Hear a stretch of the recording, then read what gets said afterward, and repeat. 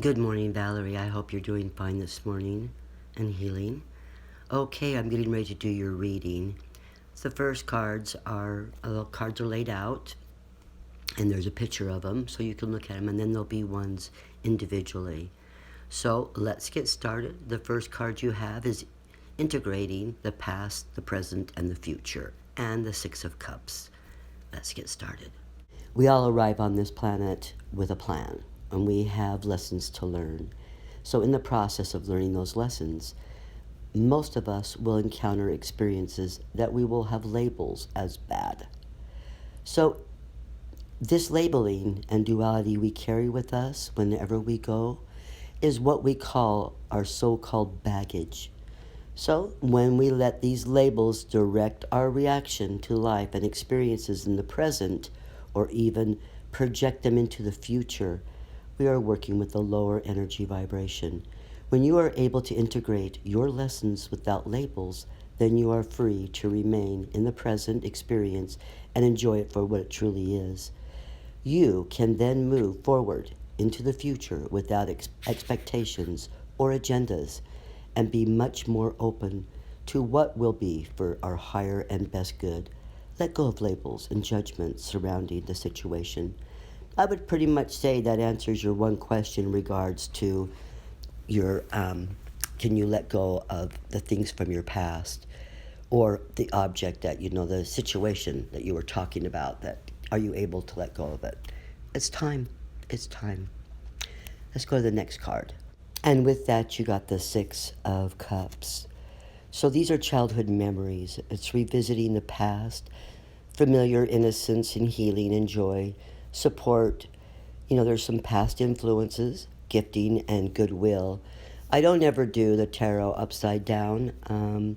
I will do it like if it's like directly upside down, but these are the chips, so I don't do them upside down. So let's move on to the next card.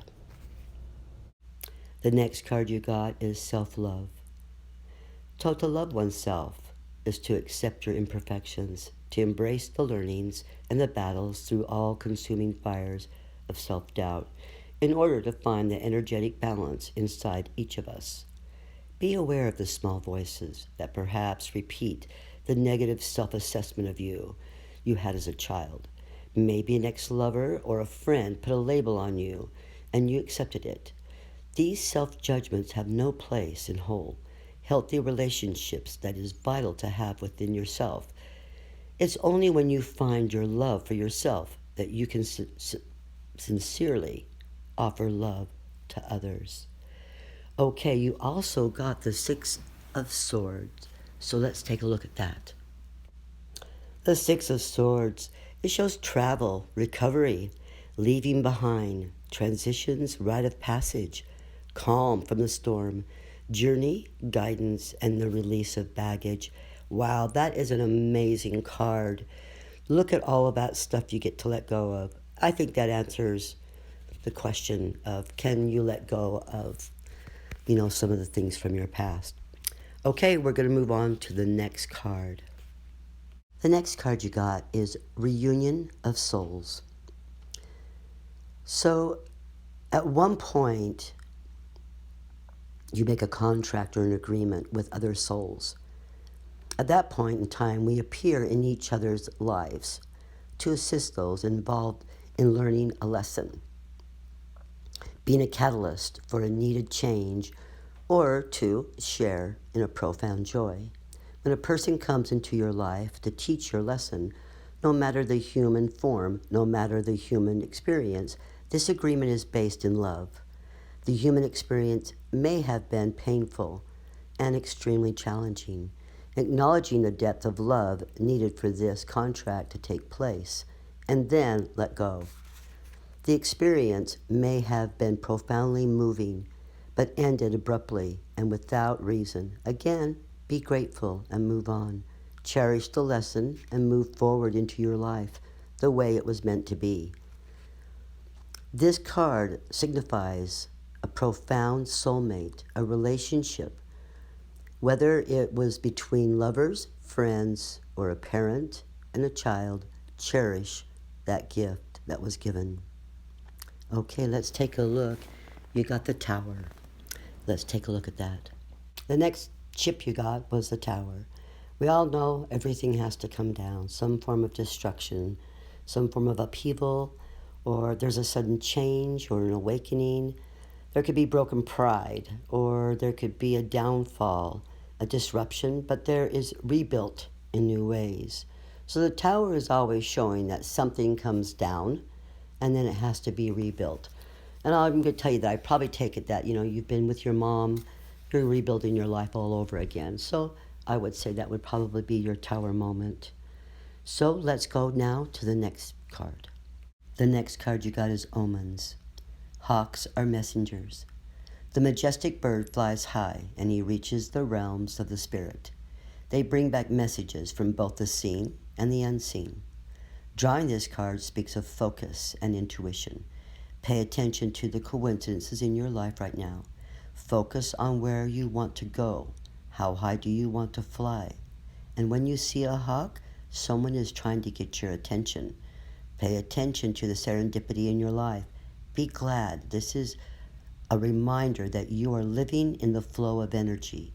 Things will soon shift for you. Well, another great card. Let's see now. What you have is the Eight of Swords. Let's take a look at that. Okay, so the Eight of Swords is usually for confusion. It's for powerlessness, backed into a corner. There's some restrictions, helplessness, victimized, self-limiting beliefs, inaction, and free trapping. So this looks like you're kind of going back and forth with your self-love. So I think you need to go back to the self-love, watch for those hawks, and watch for that special message. So now we're going to move on to your last card, which is usually the outcome. And that one we've got the New Day. It's card 11. Wow. Who could not ask for more of a beautiful card? So 11 is usually a master number. It's the same as 22. Of course, a lot of times people, when they do the 1-1s, 2-2s, usually 1-1s are for angels. So we'll go to the next card. Okay, New Day. It enables us to see a brand new light.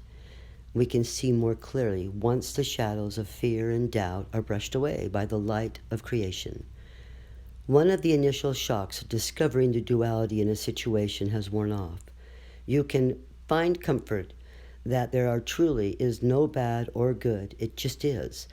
When this is realized, the possibilities for the outcome of a situation become endless. This card also advises to wait. Everything regarding this situation has yet to unfold. I'm assuming that might be in regards to your home. I always tell people when you do the tarot, if I give you a tarot reading and you like the path, then accept it. If you don't like the path, then it would be your job to change it. Okay, so now we're going to go to the Seven of Swords. Okay, so on your last card, it told you to wait. It says that, maybe you're trying to run away. There's a lone wolf. There's also a hidden dishonor, a deceit, something that is a lie or a betrayal. There's getting away with it, and there's trickery, and there's tactics and scheming. So with that one, I would assume that it goes with that other card, and it's telling you to more or less wait. The timing isn't right yet for whatever the situation is. I usually try to put those into your hands instead of giving you a guessing game of what I think it is. You know your life better than I do, so you have to apply that card to how you figure that it might fit. Okay, now we're going to go to the fairy cards. So let's go there. You got the Singer of Connections. This is a spiritual connection. This is for karma, balance, and empathy. So this one supports all connections. It is between all beings and particles, between the past, the present, and the future. It brings wholesomeness to apparent duality and combines all energies. Uniting all of this was, or could be, when we lose awareness of this connection in our lives, we feel isolated, lonely, and yet the energy is there. We only need to be open to it. So, through the power of the Singer, all connections are made, held, and released as appropriate In her reading, the singer indicates the connection of things, especially reconnecting those that have been surrendered. It is unifying and reunifying. It tells us that we need to be aware of what the connection between different aspects of the issue under discussion, as well as the connections between the people linked by it. We also may need to build more connections, a network of mutual support. So the presence of the singer of connections is in the reading indicates support and strength flowing through the connection between those that are involved. I'm not really sure where that goes. I hope that you do, and we'll go to the next card. Okay, you got the sage, and he's upside down, and he's for wisdom, hidden knowledge. He's for retreat, old age, and patience. The sage is also the shaman. Not all wise men are shaman, and not all shaman are wise men, but this one is both. Power informed by wisdom, and wisdom made manifest by power. This is also the face of Father of Time, and we see the colors of the seasons surrounding him. Sometimes he's an old man in the mountains, the hermit who searches within for wisdom and understanding, and then is willing to share it with any truth seeker who comes to him. His blind eyes enable him to look into the other worlds, other realms, and the wisdom buried deeply within each of us. Whereas the singer dwells, he has reached a stage of life where he has to let go of many of his activities of younger beings, retreated somewhat from the outer world of fairies, and has become more deeply immersed in the inner landscape of knowledge, inner vision, contemplation, and spirit. On the interior, we live simply, almost, but it has, but his inner world is filled to overflowing with his richness. Okay, so you got him reversed. And when he's reversed, it's the wisdom of the sage is blocked. So artificial or inappropriate boundaries are set between different aspects of life. We become unable to be able to apply learning to one's aspect of life, or information is withheld, kept secret when it could benefit others, which in turn would benefit us. Sometimes learning is blocked by the belief that we already have all the answers, but we never actually do. Twisted, the sage accumulates the facts, and the information becomes unwisdom, knowledge misused and distorted, facts distorted for selfish purposes, information used to deter the others. There is always a risk of this when we set out to prove something rather than to discover something. Other twists include being excessive, crucial, being cold and uncaring, or being critical, or I'm sorry, I'm losing my voice, or bitter. These are all falses of balance. At the worst, knowledge and experience are challenged towards the destruction of the self of others. So I don't know how that fits in, and that's not a very good leave off, but I think with this situation with your mom, there might be some stuff coming up, and so maybe you could take a look at that and let me know if this reading was any good. Okay, my heart is with you. I'm sad for you. I hope things are going well. And you've got a lot of healing to do. It takes a lot of years to heal from a death, and you've been there for so long. It's got to feel awkward now. The biggest hugs to you, honey, and I hope you enjoy your reading.